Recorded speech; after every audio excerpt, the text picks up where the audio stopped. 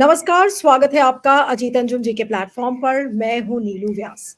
आज आपने देखा कि कांग्रेस पार्टी को 1800 करोड़ रुपए का नोटिस आयकर विभाग से मिला है, यानी कि इनकम टैक्स डिपार्टमेंट की तरफ से 1800 करोड़ रुपए का नोटिस।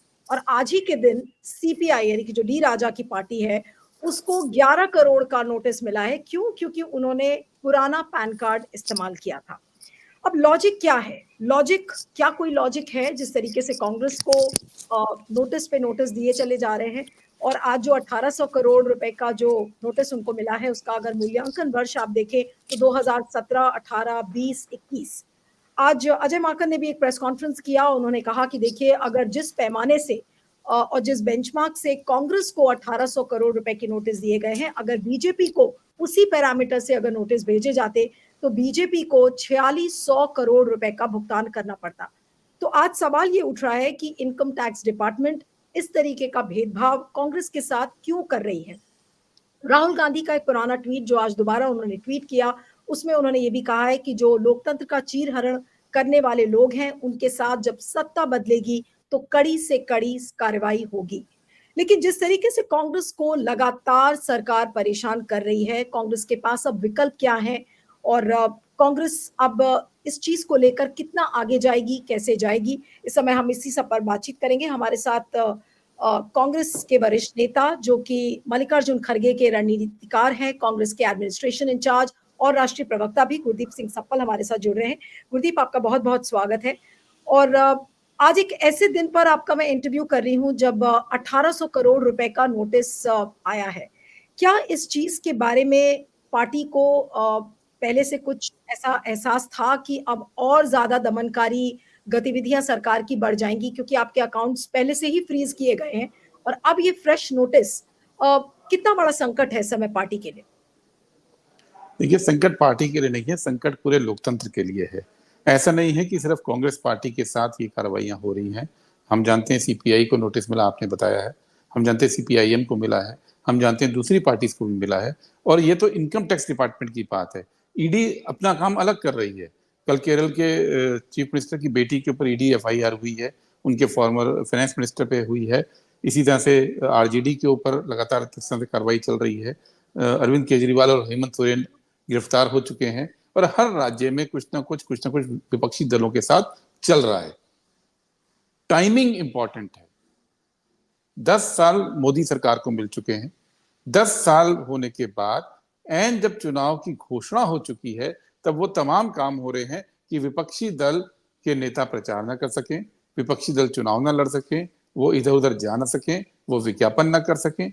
और ना कोई वजह नहीं है, कोई ऐसी वजह नहीं है कि इस वक्त ये तमाम कार्रवाइयां हों। आज हमको 1823 करोड़ का कल रात को हमको नोटिस मिले। हमको इसकी अंदेशा था, जिस तरह से भारतीय जनता पार्टी की सरकार चल रही है, ये अंदेशा तो हो चुका था। लेकिन तब भी हमने ये कभी नहीं सोचा था कि 1993-94 1993-94 का केस निकालकर उसमें 54 करोड़ 54 करोड़ की डिमांड जनरेट की जाएगी। इनकम टैक्स का कोई कानून ये नहीं कहता है कि आप इतने पुराने केस खोल सकते हैं। पहली बात, 1993-94 93-94 का केस खोलकर उसमें 54 करोड़ रुपए की डिमांड की गई है। दूसरी बात, क्या आज तक किसी ने सुना है कि किसी पॉलिटिकल पार्टी ने कभी इनकम टैक्स दिया हो? क्या भारतीय जनता पार्टी ने आज तक एक भी पैसे का इनकम टैक्स दिया है? क्या किसी भी राजनीतिक दल के ऊपर कभी इनकम टैक्स लगा है? मोदी सरकार पार्टियों को अपंग करने के लिए ये नया शगुफा लेकर आई है कि जो प्रावधान लागू ही नहीं होता था, वो आप लागू करके तमाम पैसे के ऊपर उन पार्टियों पे रोक लगा रहे हैं। 1823 करोड़ का अभी निकाला है और हम तो अब उम्मीद कर रहे हैं पता नहीं कहां तक जाएंगे, क्योंकि जो परिपाटी पे चल चुके हैं वो परिपाटी बिल्कुल स्पष्ट है। ये सरकार डरी हुई है और वो कोशिश कर रही है कि विपक्ष चुनाव ना लड़ पाए। ये लोकतंत्र के लिए चिंता की बात है, ये केवल कांग्रेस पार्टी के लिए चिंता की बात नहीं है। कांग्रेस पार्टी तो इसके बावजूद भी पूरे जोर से चुनाव लड़ेगी, जनता के सपोर्ट से लड़ेगी। लेकिन गुरदीप, जो सवाल है कि अकाउंट्स भी आपके फ्रीज हो चुके हैं, नोटिस पे नोटिस अगर पार्टी को दिया जा रहा है और जो एक प्रेस कॉन्फ्रेंस अभी हुई थी, मल्लिकार्जुन खड़गे, राहुल गांधी और सोनिया गांधी ने जो प्रेस कॉन्फ्रेंस की थी, तो उसमें राहुल गांधी ने और खड़गे जी ने भी बताया कि देखिए किस तरीके से पार्टी के पास इस समय पैसे नहीं है। तो पार्टी इस समय क्या करेगी? क्या क्राउड फंडिंग के जरिए ये काम होएगा या आप घर घर जाएंगे? आज मैं कुछ एक प्रोग्राम कर रही थी शाम को और इसी से ही जुड़ा हुआ टॉपिक था जिसमें लोगों ने कहा कि अब तो कांग्रेस को घर घर जाकर और बिल्कुल जैसे आजादी के समय में जो लड़ाई होती थी कि एक कटोरा लेकर और जाकर फिर लोगों से पैसे लेने चाहिए। अगर हर व्यक्ति भी 500 रुपए अगर देगा तो काफी सारे पैसे हो जाएंगे और इतने पैसे इकट्ठे हो जाएंगे कि पार्टी चुनाव लड़ सके। तो किस तरीके की अब पहल पार्टी की तरफ से होगी? क्योंकि आपको लगता है कि कोर्ट में तो ठीक है मामला जाएगा, लेकिन आपके पास इतना समय नहीं है। 19 अप्रैल को फर्स्ट फेज का चुनाव शुरू हो जाएगा और तब ये सारी चीजें हुई हैं। नीलू, आपने ठीक बोला। कोर्ट में जाने का हमारे पास ऑप्शन है, हम जाएंगे और कोर्ट हमारी बात को सही भी ठहराएगा, ये पूरा देश आने वाले दिनों में देखेगा। लेकिन चुनाव कोर्ट के लिए, कोर्ट की जो तारीख है, कोर्ट की जो प्रक्रिया है, उसका इंतजार नहीं करेंगे। चुनाव तो शुरू हो चुके हैं, पहले फेज के नॉमिनेशन हो चुके हैं, दूसरे फेज के नॉमिनेशन शुरू हो चुके हैं। तो ये बात बिल्कुल ठीक है कि कांग्रेस पार्टी जो आजादी के आंदोलन की पार्टी है, अंग्रेजों के दमन को भी देखा है, अंग्रेजों के खिलाफ लड़े। कांग्रेस पार्टी ने कभी अंग्रेजों से पेंशन नहीं बांधी थी। कांग्रेस के नेताओं ने, कांग्रेस के नेताओं ने कभी जाके अंग्रेजों के साथ राय बहादुरी और इन सब के खिताब नहीं हासिल किए थे। कांग्रेस पार्टी ने कभी भी उनके वाइसरॉय के चेंबर में जाकर उनके जो काउंसिल्स होते थे उसमें हिस्सेदारी नहीं की थी, जैसे कि हिंदू महासभा के लोगों ने और आरएसएस के लोग उस समय जो हिंदू महासभा के साथ जुड़े थे उन सब ने की थी। कांग्रेस पार्टी का इतिहास यही है कि जब दमन होगा तो लोकतंत्र की शक्ति का इस्तेमाल करके हम फिर से इकट्ठा होकर लोगों को करके हम चुनाव लड़ेंगे। हमारी पार्टी की जो पैरेलल तैयारी है हमने कुछ हफ्तों से करनी शुरू कर दी है। यही वजह है कि आज हमारे अंदर कोई आत्मविश्वास की कमी नहीं है। हमने पार्टी के लेवल पे भी काफी तैयारी करके रखी है। आज प्रेस कॉन्फ्रेंस में अजय माकन जी ने भी इस बात को कहा और साथ ही साथ हम जनता के पास भी जाएंगे, क्योंकि लोकतंत्र बचाने की जिम्मेदारी केवल राजनीतिक दलों की नहीं होती है, यह संविधान का मामला है। हमारे संविधान की पहली लाइन में लिखा है, we the people of India, हम भारत के लोग। तो लोकतंत्र की जिम्मेदारी हम भारत के लोगों की भी है और इन लोगों के साथ मिलकर, देश की जनता के साथ मिलकर हम अब अगली प्लानिंग कर रहे हैं। लेकिन गुरदीप, एक सवाल ये भी आता है, ठीक है विपक्ष के साथ मीडिया नहीं है, विपक्ष के साथ संस्थान नहीं है, चुनाव आयोग इस तरह, आज चुनाव आयोग के बारे में आप क्या कहेंगे? क्योंकि कई लोग सोशल मीडिया पर लिख रहे हैं कि इस तरीके की notices, model code of conduct जब शुरू हो गया है, आचार संहिता लग गई है, तो क्या औचित है, क्या लॉजिक है इस तरीके की नोटिस भेजने का? क्या चुनाव आयोग में आप लोग फिर से जाएंगे उनका ध्यान आकर्षित करने के लिए? क्या इस तरीके की कोई पहल आपने प्लान की है? हमने एक हफ्ता पहले तमाम विपक्षी दलों के प्रतिनिधियों ने इकट्ठे होकर चुनाव आयोग से अपील की थी कि जब चुनाव के समय पे तमाम लॉ एंड ऑर्डर, सारे मंत्रालयों के फैसले वो चुनाव आयोग के अधीन हो जाते हैं। चुनाव आयोग को सुप्रीम पावर है कि कौन सा कलेक्टर रहेगा, कौन सा चीफ सेक्रेटरी रहेगा, कौन सा डीजीपी रहेगा। तो ये ऐसी कौन सी खास बात है इनकम टैक्स डिपार्टमेंट में या ईडी के अंदर कि वो चुनाव आयोग के दायरे से बाहर है? संविधान में तो कहीं नहीं लिखा कि चुनाव के दौरान केवल ये संस्थाएं, ईडी और आईटी और सीबीआई, वो चुनाव आयोग के दायरे से बाहर होंगी। ऐसा तो नहीं लिखा है ना। पुराने समय में किसी ने ये कभी सोचा नहीं था कि चुनाव को जीतने के लिए इन एजेंसीज का इस्तेमाल इस तरह से बेशर्मी से किया जाएगा। इसलिए ये तब परिस्थितियां पैदा नहीं हुई थी। लेकिन हमने चुनाव आयोग से कहा है कि ये उनकी जिम्मेदारी है। लोकतंत्र, नीलू जी, लोकतंत्र में सबसे महत्वपूर्ण चीज चुनाव है और चुनाव कराने की सबसे बेसिक जिम्मेदारी चुनाव आयोग की है। ये हमारे संविधान का मूल तत्व है, नहीं, लेकिन जो बेसिक आप बात स्ट्रक्चर कह है। रहे हैं, और गुरदीप आप चुनाव आयोग अगर नहीं कर रहा है तो उसकी जिम्मेदारी तय होगी। हम बार बार चुनाव आयोग से अपील कर रहे हैं कि इस मामले में बीच में आए और विपक्षी दलों को प्रोटेक्शन देकर लेवल प्लेइंग फील्ड पैदा करें। यह जरूरी है। और चुनाव आयोग को हम ये भी बताएंगे, और हम सुप्रीम कोर्ट में भी जा रहे हैं इस हफ्ते, हम सुप्रीम कोर्ट से भी ये बात करेंगे कि क्या वजह है कि इनकम टैक्स डिपार्टमेंट ने कांग्रेस पार्टी को इतनी बड़ी पेनल्टी लगाई है। पहले जो पेनल्टी लगाई थी वो केवल इसलिए थी कि 14 लाख रुपए कैश में हमारे 23 एमपीज ने अपनी सैलरी जमा की थी। उनके नाम थे, उनके पैन कार्ड थे, उनके पता था। लेकिन उस 14 लाख का बहाना लगा के पहले हमारे अकाउंट फ्रीज किए गए, और भारतीय जनता पार्टी के अकाउंट जो कि इलेक्शन कमीशन की वेबसाइट पे है, और हमने उसमें देखा, हमने आज निकाल के प्रेस कॉन्फ्रेंस में इस बात को बताया कि केवल एक साल जिस साल का हमारा 14 लाख का इन्होंने उठाया है, उसी साल में बीजेपी का 42 करोड़ का ऐसा पैसा जमा है जिसकी जानकारी नहीं है। 42 करोड़ रुपए बीजेपी के जमा है, 1297, लगभग 1300 लोगों ने, वो कौन लोग हैं उनकी कोई डिटेल्स बीजेपी ने नहीं दी है, उनके ऊपर कार्रवाई नहीं हो रही है। 14 लाख जो कांग्रेस पार्टी के थे उस पर आपने पूरा कर दिया। तो ये बात हम सुप्रीम कोर्ट से भी करने जा रहे हैं कि अगर इनकम टैक्स फेयर है तो भारतीय जनता पार्टी क्यों नहीं कुछ करता है। लेकिन पूरा देश जानता है ना कि जो भारतीय जनता पार्टी में जाएगा उसके चलते हुए केस भी बंद हो जाएंगे। प्रफुल्ल पटेल का कल हुआ है बंद केस।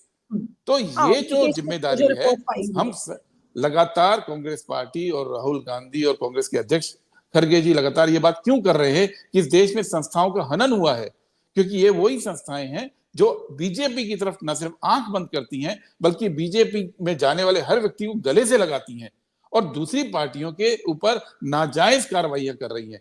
किसी पार्टी ने आज तक, मैं फिर से कहूंगा, कोई इनकम टैक्स नहीं दिया इस देश के अंदर।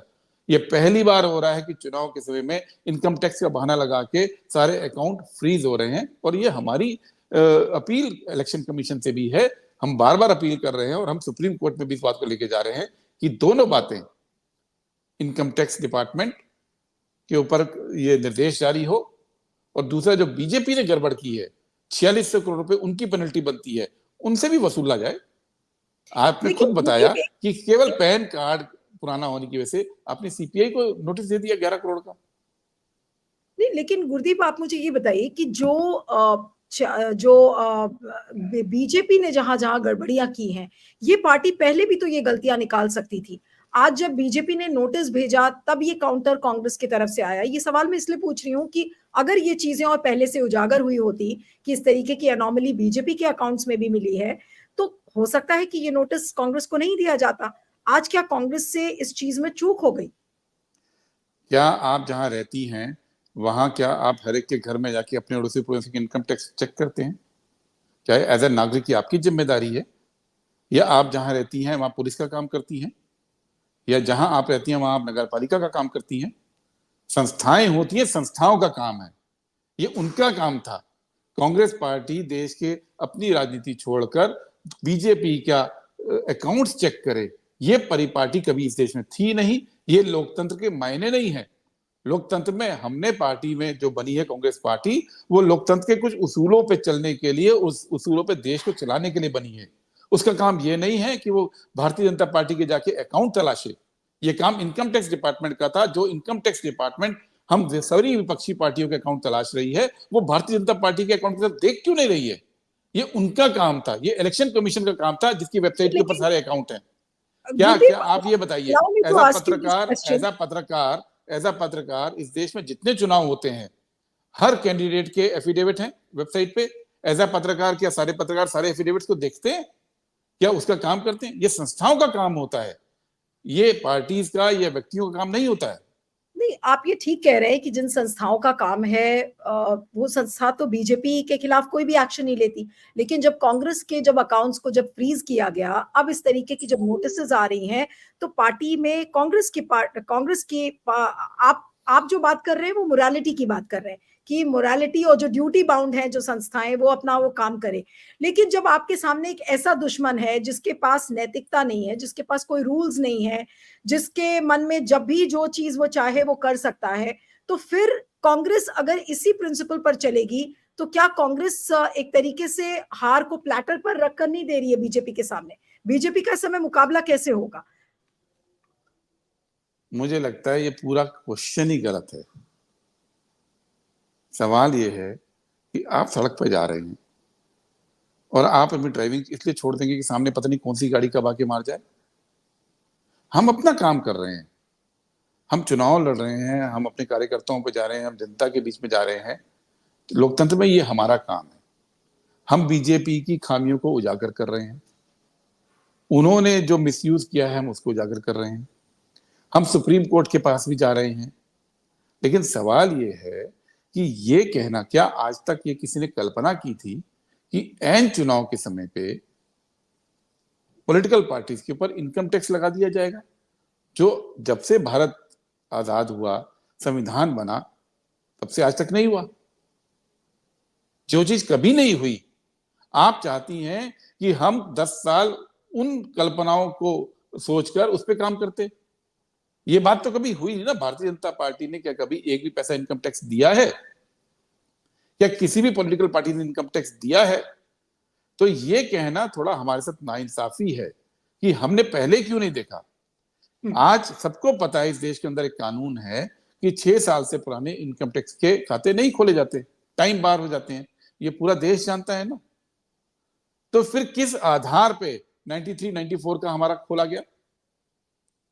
देश का कानून है, तो कल तो हर कानून के बियॉन्ड जाके हमें हर चीज के बारे में सोचना है। आप ये चाह रही हैं? आज पूरे देश को पता है कि डिलेड रिटर्न फाइल करने पे केवल 10,000 रुपए का जुर्माना लगता है, केवल 10,000। और कांग्रेस पार्टी पे आपने टैक्स एग्जम्पशन इसलिए छीन लिया कि आपने डिलेट किया। तो ये चीज जो कानून में ही नहीं है, ये चीज जो देश में कभी हुई नहीं, ये चीज जो लोकतंत्र में कभी किसी ने सोची नहीं थी कि 25 साल के बाद कोई एक उठाकर कानून और आपके ऊपर 54 करोड़ की आज लाइबिलिटी निकाल दी जाएगी। ये कोई समझ सकता था? ये कोई सोच सकता था इस देश के अंदर? ये मोदी सरकार कर रही है क्योंकि वो लोकतंत्र को मारना चाहते हैं। हम लोग लोकतंत्र में यकीन करते थे, हमने ये काम कभी सोचे नहीं, कभी किए नहीं। क्या भारतीय जनता पार्टी जो 50 साल विपक्ष में रही, 60 साल, क्या उनके साथ ऐसी कभी कार्रवाइयां हुई हैं इस देश के अंदर? तो आप हमसे ये कह रहे हैं कि हम पहले से प्रीएम्प्ट कर लेते। ये प्रीएम्प्ट नहीं हो सकता, ये फाइट का इशू है, नहीं इनसे गुरदीप, लड़ने मैं का आपकी इशू इस है। बात से आपकी इस बात से मैं एग्री करती हूँ कि ये बिल्कुल अनप्रेसिडेंटेड था। इस तरीके की चीजें पहले नहीं हुई और पार्टी ने भी इसको प्रीएम्प्ट नहीं किया और नहीं कर पाती, क्योंकि आप अपने एक दिशा में ऑलरेडी चल रहे थे, आपको चुनाव लड़ना था। नहीं, लेकिन मैं ये सवाल कह रहा ये हूं आता कोई है- चीज हुई नहीं थी इसके पहले आज तक, हम्म, उसको प्रीएम्प्ट कैसे करते? नहीं लेकिन अगर इतनी प्रीएम्प्ट वो किया अनप्रेसिडेंटेड, जाता है जो चीज हो रही होती है। नहीं जब लेकिन गुरदीप, पार्टीज पे इनकम टैक्स लगता ही नहीं था, तो हम इनकम टैक्स को प्रीएम्प्ट कैसे करते? नहीं लेकिन आज सवाल ये उठता है कि अगर आज एजेंसीज इस अनैतिक काम को कर रही हैं, अनैतिक भी नहीं, इलीगल काम कर रही हैं, जो इस तरीके का काम कभी हुआ नहीं देश में, तो आज इन एजेंसीज की जवाबदेही कैसे तय होगी? आज जो राहुल गांधी का ट्वीट है, वो हालांकि पुराना ट्वीट है, जिसमें उन्होंने कहा कि अगर सत्ता बदलेगी तो लोकतंत्र का चीर हरण करने वालों के खिलाफ सख्त से सख्त कार्रवाई होगी, और इस तरीके की कार्रवाई कि वो दोबारा इस गलती को कभी नहीं करेंगे। आज चुनाव आयोग, चाहे ईडी हो चाहे सीबीआई हो, इन सब की अकाउंटेबिलिटी कैसे फिक्स होगी? अगर आज सत्ता आप बदल होती है तो इनकी कैसे होगी इनकी जवाबदेही तय? नीरू जी, आज आप देश में अपने जानने वालों से बात कीजिए, इवन बीजेपी के जो समर्थक लोकतंत्र में यकीन करते हैं, आज आप उनसे बात कीजिए। वो सब कह रहे हैं कि अब इस जोड़ी ने, मोदी और शाह की जोड़ी ने अति कर दी है। ये बात आम जनता आज करने लग गई है, और वही जनता इस सरकार को उखाड़ेगी भी। और ये तय मानिए कि सरकार, ये कोई अनंत काल की सरकारें नहीं आई हैं, ये सरकार इसी चुनाव में बदलेगी। और ये तमाम जो ऑफिसर्स हैं, ये तमाम जो संस्थाएं हैं, जो संविधान की परिधि से जाकर बाहर काम कर रही हैं, उनकी जवाबदेही तो तय होगी, 100% होगी। क्योंकि ये देश संविधान से चलेगा। ये देश किसी की सत्ता चलाने के लिए नहीं बना है। ये देश इसलिए नहीं बना है कि कोई अनंत काल तक इस देश के अंदर प्रधानमंत्री बना रहे। ये देश इसलिए नहीं बना है कि जनता की आवाज ही ना सुनी जाए। ये देश इसलिए नहीं बना है कि लोकतंत्र जो है खत्म करके और किसी एक व्यक्ति का राज ले आया जाए। संस्थाओं की जिम्मेदारी थी संविधान को मानने की, और अगर वो नहीं मान रही हैं तो इस गैर संवैधानिक काम के लिए उनकी जवाबदेही तय होगी। ये इस देश में निश्चित मानिए, यह दिन दूर नहीं है। लेकिन गुरदीप, एक ये भी है कि जितना कम समय बचा हुआ है, अब इस नैरेटिव को कि कांग्रेस के साथ किस तरीके से टैक्स टेररिज्म में इंडल्ज कर रही है बीजेपी, किस तरीके से अकाउंट्स को फ्रीज किया गया है, क्या ये सारी बातें जनता तक पहुंचाने के लिए क्या समय काफी है? क्योंकि अब कुछ दिन बचे हैं, गाँव-गाँव जाना, उस मैसेज को घर पहुँचाना, ये जानते हुए कि गोदी मीडिया आपके साथ नहीं है, आपके साथ एक बड़ा तबका संस्थान आपके साथ नहीं है, और मैं उसमें चुनाव आयोग को भी मिलाऊँगी और उसमें इंक्लूड करूँगी। तो जब संस्थान आपके साथ नहीं है, गोदी मीडिया आपके साथ नहीं है, तो फिर आज आप वो नैरेटिव घर-घर पहुँचाएँगे कैसे? नैरेटिव केवल ये नहीं है कि कांग्रेस पार्टी के अकाउंट्स पे हमला हो रहा है। नैरेटिव घर घर में ये भी पहुंच रहा है कि भारतीय जनता पार्टी ने चंदा और धंधा की पॉलिसी चलाई है। भारतीय जनता पार्टी ने एजेंसीज का दुरुपयोग करके पैसा कमाया है। ये भी घर घर जा रहा है। ऐसा नहीं है कि आज लोग इस बारे में बात नहीं कर रहे हैं, सिर्फ इसलिए कि इस देश का मीडिया डर कर या प्रभाव के अंदर आकर, चाहे वो धन बल का प्रभाव हो, चाहे वो सिर्फ बल का प्रभाव हो, उसके अंदर आकर आज बात नहीं कर रहा है। तो ऐसा मत मानिए कि इस देश की जनता बात नहीं कर रही है। और हमारे पूरे कैंपेन में हर जगह हम इस बात को कहने जा रहे हैं। 31 तारीख को दिल्ली में इंडिया अलायंस की मीटिंग भी इसीलिए हो रही है, मीटिंग नहीं, पब्लिक मीटिंग, रामलीला मैदान में हम सब इकट्ठा हो रहे हैं। वो इसीलिए हो रहे हैं ताकि देश की जनता को बता सके कि कहीं पे ईडी का इस्तेमाल, कहीं पे इनकम टैक्स का इस्तेमाल, कहीं पे पैसे छीन लेना, कहीं पे नेताओं को जेल कर देना, और कहीं पे गलत तरीके से बीजेपी के खुद के लिए पैसे कमाना, ये लोकतंत्र नहीं है। ये जनता को बताने के लिए रामलीला मैदान में 31 तारीख को सारे इकट्ठे हो रहे हैं। और ये यकीन मानिए, ऐसा नहीं है कि अगर सारी पार्टी इकट्ठे होकर बात करती हैं तो जनता तक बात नहीं पहुंचती है। जनता का गुस्सा इकट्ठा करने में मीडिया फेल हो रहा है, लेकिन बात तो जनता तक पहुंच रही है। मीडिया का उपयोग मोदी जी उस गुस्से को डिफ्यूज करने में, उस गुस्से को ढकने और छुपाने में इस्तेमाल करते हैं। लेकिन ये कहना कि चुनाव के वक्त में ये बातें जनता तक नहीं पहुंच पाएंगी, मुझे लगता है कि इस देश की जो लोकतांत्रिक स्पिरिट है, हम उसको फिर कमजोर मान रहे हैं। ये सच नहीं है। आपने इलेक्टोरल बॉन्ड्स की गुरदीप बात किया, और आज यहाँ पर ये भी बात करना ज़रूरी है कि कल किस तरीके से हरीश साल्वे की अगुवाई में करीब 600 लॉयर्स ने एक चिट्ठी लिखी थी जस्टिस डीवाई चंद्रचूड़ को, ये कहते हुए कि देखिए न्यायपालिका की गरिमा गिर रही है और हमें इसको बचाना चाहिए। और वो 600 वकीलों का वो तबका था जो एक तरीके से उसको इसी तरह से पढ़ा जा रहा था कि वो जस्टिस डीवाई चंद्रचूड़ के ऊपर किसी न किसी वजह से दबाव बनाने की कोशिश कर रहा है। दूसरी तरफ एक बड़ा तबका वकीलों का है जो आज सड़क पर है, चाहे वो ईवीएम्स का मुद्दा हो, चाहे संविधान बचाओ का मुद्दा हो। क्या कहेंगे हरीश साल्वे की इस अगुवाई पर, जो इस तरीके की चिट्ठी जो जस्टिस चंद्रचूड़ को लिखी गई है उस पर? कुछ नहीं, मोदी जी एक क्लासिकल डिक्टेटर की तरह बिहेव कर रहे हैं।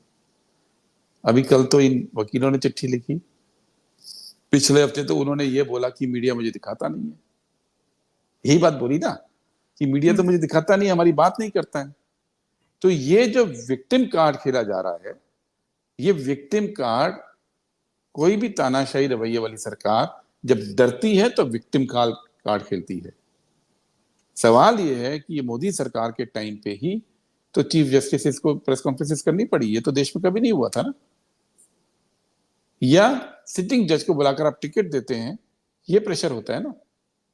या सुप्रीम कोर्ट में जाकर आप रात को डिनर करते हैं चीफ जस्टिस के साथ और एक पूरा इशू बंद लिफाफे में बंद हो जाता है, ये होता है प्रेशर। प्रेशर जिस तरह से पूरा जुडिशरी को जिस तरह से प्रभावित करने की कोशिश की गई है, यहां तक की गई थी कि उनको अपना लॉ मिनिस्टर किरण रिजिजू को हटाना पड़ा।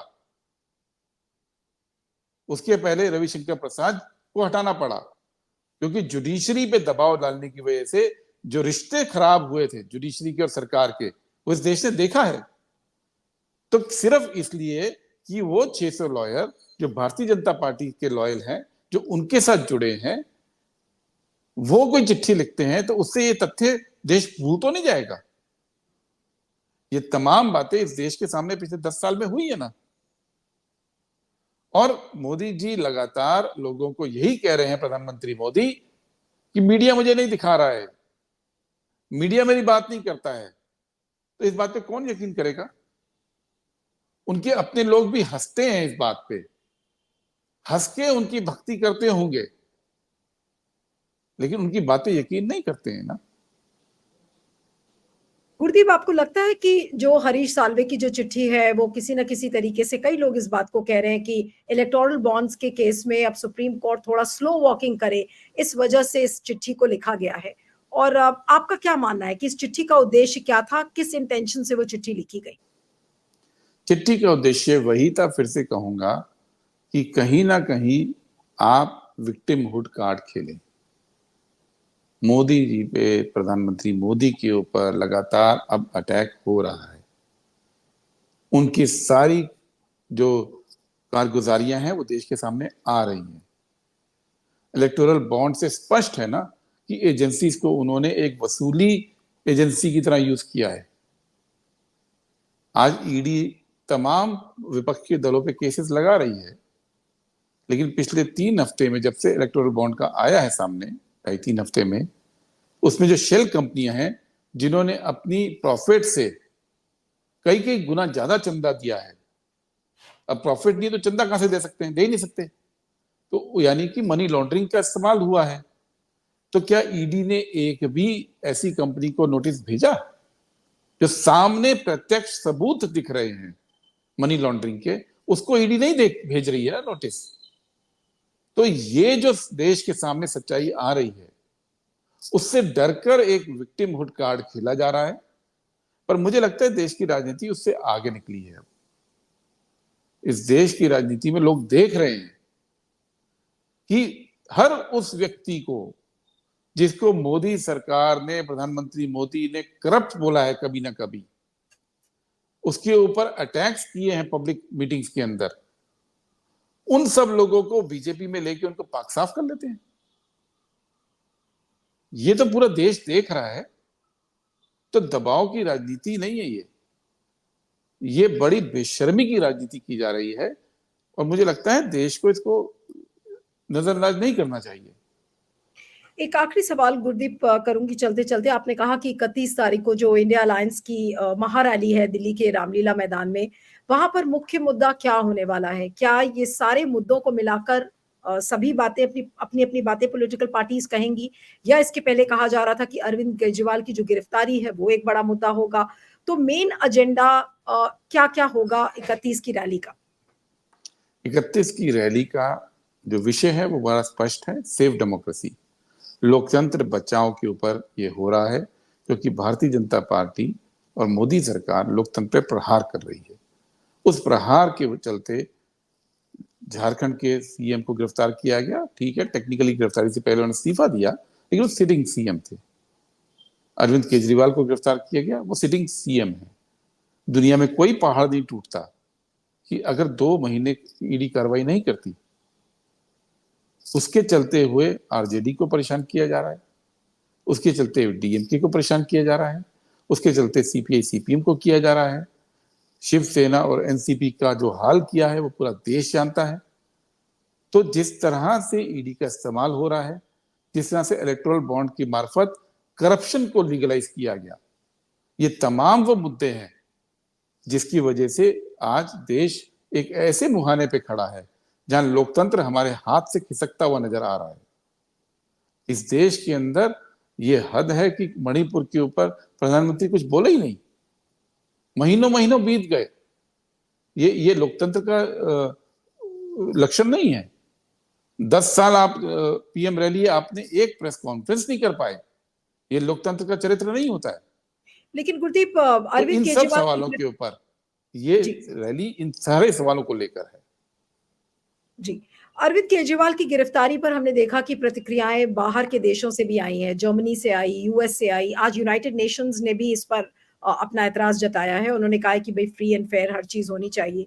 तो और मोदी सरकार जब भी किसी फॉरेन गवर्नमेंट से इस तरीके का कोई रिएक्शन आता है तो उसको तुरंत डिसमिस कर देती है, या तो फिर उनके चीफ डिमिशंस को बुलाकर और उनको खरी खोटी सुनाकर उनको वापस भेज दिया जाता है। ये जो इंटरवेंशन है कि ये कितना सही है, और इस दबाव को, जो बीजेपी की प्रतिक्रिया है इस दबाव पर, उस पर आपका क्या कहना है? उसके बाद फिर प्रोग्राम को खत्म करती हूँ। जी। यूएस कॉन्सुलेट ने अरविंद केजरीवाल की गिरफ्तारी पर और कांग्रेस पार्टी के अकाउंट फ्रीज होने पर बयान दिया। भारत की सरकार ने उनके ऑफिसर्स को बुलाकर एम्बेसी के उनको बोला, उसके बाद उन्होंने फिर जाकर वही बयान दिया। वो इसलिए होता है कि लोकतंत्र के अंदर लोकतांत्रिक मोरालिटी होती है, नैतिकता होती है, वो पूरे दुनिया को दिखती है। लेकिन जहां तक हमारी बात है, हम भारत में लोकतंत्र को स्थापित करने वाली पार्टी हैं। हमारे को लोकतंत्र बचाने के लिए किसी विदेशी ताकत को, किसी विदेशी देश को, उसकी सरकारों को देखने की जरूरत नहीं है। वो चिंता एक नैतिकता के सवाल पे चिंता हो सकती है, लेकिन भारत में हम लोग इतने मजबूत हैं कि हम अपने दम पर, ये हमारी लड़ाई है। किसी भी देश में लोकतंत्र कोई दूसरा देश आके स्थापित नहीं करता है। लोकतंत्र उस देश की जनता करती है और उस जनता के साथ मिलकर हम ये एक लड़ाई लड़ रहे हैं। इसलिए हमारे को ये बहुत स्पष्ट है कि हम उधर की तरफ ध्यान नहीं दे रहे हैं। हमारा पूरा ध्यान चुनाव के ऊपर है और जनता को साथ लेकर इस चुनाव को जीतने के ऊपर है। लेकिन आपने जो ये कहा कि बाकी देश अब ऐसा लग रहा है कि भारत को बता रहे हैं कि लोकतंत्र किस तरीके का होना चाहिए, तो क्या ये एक बहुत बड़े शर्म की बात नहीं है? और मोदी सरकार का जो रवैया है कि नहीं ठीक है, उसको भी डिसमिस कर दो, उनको सुना दो, उनको कुछ भी बता दो, इस रवैये पर क्या कहेंगे? आज मोदी सरकार को मुझे नहीं लग रहा है नीलू कि जी, कोई आई है इस पर। जब हम आजाद हुए थे तो करीब करीब 92% लोग गरीब और निरक्षर थे। हम दुनिया में 125 देशों से भी नीचे थे, सबसे नीचे पायदान पर खड़े थे। हमारे पास कुछ नहीं था। एक बड़ा मुल्क था जिसमें पार्टीशन हुआ था, जिसके यहाँ कुछ प्रोडक्शन नहीं होता था। उसके बावजूद पूरी दुनिया ने भारत को सलाम करना क्यों शुरू किया, भारत को इज्जत देना क्यों शुरू किया? क्योंकि लोकतंत्र की नैतिकता के ऊपर हम लोग खड़े थे। जब हमारे लीडर्स बोलते थे, जब जवाहरलाल नेहरू बोलते थे, जब गांधी जी बोलते थे, जब बाकी नेता हमारे बोलते थे, तो दुनिया सुनती थी, क्योंकि भारत लोकतंत्र की नैतिकता का एक चमकता हुआ दुनिया में ध्रुव तारा था। जहां इतनी भाषाएं, इतने धर्म, इतने क्षेत्र होने के बाद, इतनी जातियां होने के बाद दुनिया ने सोचा नहीं था कि भारत में लोकतंत्र सर्वाइव करेगा। उसके बावजूद हमने हर इश्यू पे स्टैंड लिया। हम दुनिया में जितने भी औपनिवेशिक कॉलोनीज थी, उनको आजाद कराने के लिए हम लड़े 50s के अंदर। पूरे अफ्रीका का इतिहास आप उठा के देखिए, पूरे एशियन कंट्रीज का इतिहास उठा के देखिए। वो मूल्य, नैतिक जो लोकतांत्रिक मूल्य होते हैं, उसने भारत को इज्जत दिलाई थी, जिसके चलते जब मोदी जी भी पीएम बने तो उनको पूरा दुनिया में इज्जत मिलती थी। वो भारत की लोकतांत्रिक नैतिकता की इज्जत थी। आज वो नैतिकता हम खो रहे हैं और इसकी वजह से हर भारतीय को चिंता होनी चाहिए। ये भारत में हस्तक्षेप होने का सवाल नहीं है। ये उस तरह होता है कि अगर आपका परिवार बढ़िया चल रहा होता है तो बाहर वाले आपकी तारीफ करते हैं, और अगर आपके घर में कुछ ऐसी बातें होती हैं जो अनैतिक होती हैं तो दुनिया बात करती है। आपका सीधा संबंध भले ना हो, राष्ट्र के साथ भी यही बात होती है। अगर हम नैतिकता के मूल्यों पर चले आजादी के आंदोलन के बाद, तो पूरी दुनिया ने हमारे कमजोर होने के बावजूद हमको सराहा और हमारे साथ खड़े हुए। आज हम कितने भी मजबूत हो जाएं, अगर हम लोकतांत्रिक मूल्यों में फेल होते नजर आएंगे तो दुनिया बात करेगी। लेकिन हम लोग, जो भारत के लोग हैं, मैं सिर्फ कांग्रेस की बात नहीं कर रहा हूं, उनकी जिम्मेदारी, उनको इस बात से चिंता होनी चाहिए कि आपकी प्रतिष्ठा पे कलंक लग रहा है। लेकिन लोकतंत्र को बचाने की जिम्मेदारी हमारे देश के लोगों की अपनी है। उसके लिए हम किसी और की तरफ देख नहीं सकते और ना ही किसी के पास हमको जाना चाहिए कभी। हमारी अपनी ताकत से हमारा लोकतंत्र है और इसको हमें अपनी शर्तों पे अपनी ताकत को इस्तेमाल करके बहाल रखना होगा। ये हमारी चुनौती है। आपका बहुत बहुत शुक्रिया Gurdeep. Thank you so much for joining. Thank you. Thank you.